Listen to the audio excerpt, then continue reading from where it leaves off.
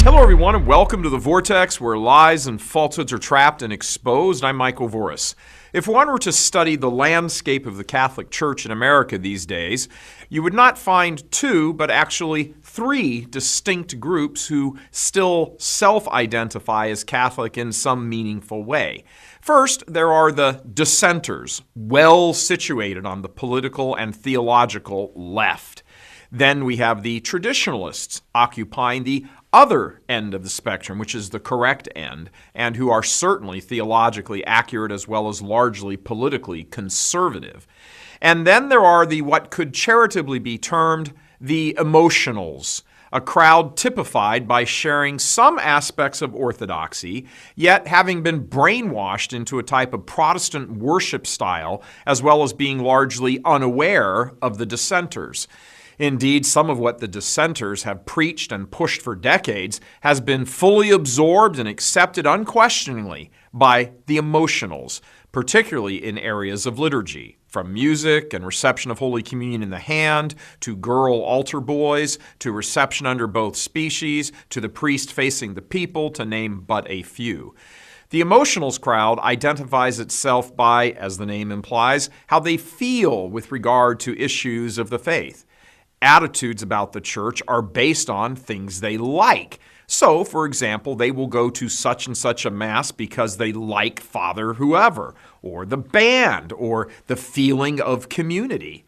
Issues like reverence, theological import of the sermon or homily, etc., barely register with them as issues at all, much less as determinant importance.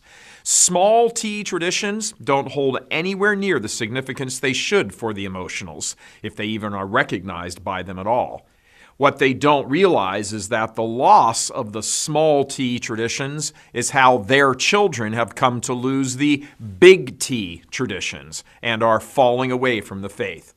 One of the most clever tactics used by the dissenters was to introduce novelty into Catholic identity, innovation that was passed off as making things better, by which they ultimately meant relevant.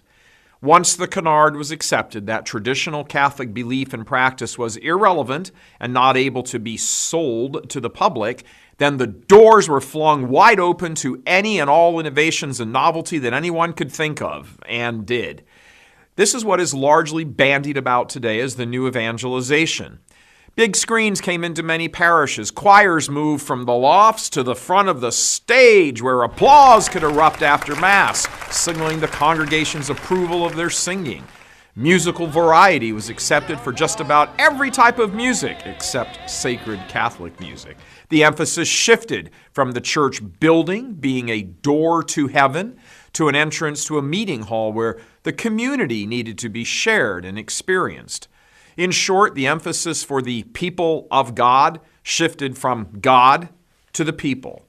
So now, hordes of incorrectly called Eucharistic ministers cascade into the sanctuary in nearly every parish in America each Sunday. The list of things that have been inspired by the dissenters and then gone on to be fully embraced by the emotionals could occupy a multi-volume collection. The term useful idiots could be applied here in that, due to a lack of proper catechesis and formation, most who still attend Mass, which is roughly 20% of the entire Catholic population, simply do not know what they do not know and are therefore easily manipulated. The dissenters know, they know how to play them, and they have done so masterfully. The goal of the dissenters has not been to convince the emotionals to join them, the dissenters, but to completely sideline and ignore the traditionalists in belief and practice. In short, the vast majority of Catholics today who still go to Mass have been completely duped by a 50-year campaign of propaganda by the dissenters and believe the faith should be viewed by how it makes them feel. Time to strike back at this dissenters crowd. They have played a masterful game of cunning and deceit for decades.